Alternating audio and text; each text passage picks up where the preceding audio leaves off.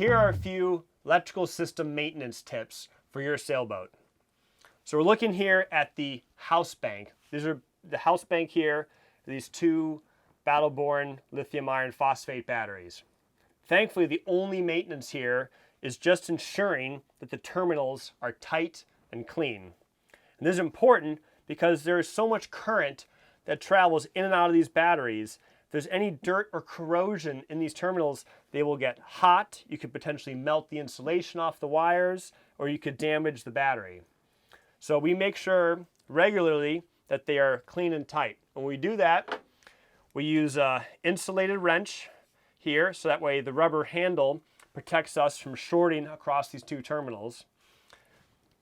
And I need a second wrench, so I should have had another one of these, but in a pinch, I can make up a little safety wrench by taking the proper wrench and coating it in a heavy tape such that it cannot conduct across the terminals.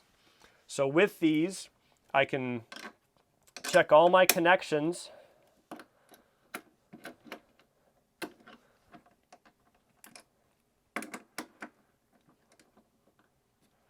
Ensuring, yep, nice and tight. That's just the way we want them.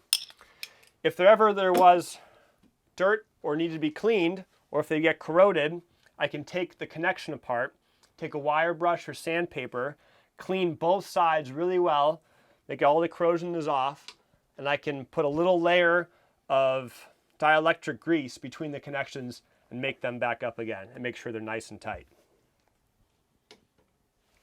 So another maintenance item is always checking the right size fuse are installed. So the equipment changes with time. You reinstall or you change or modify. It's always important to be thinking about what fuses are where and how they're protecting your system. So over in this corner, we have a Class T fuse, and that protects all this large wiring as it distributes through the different buses and around the boat.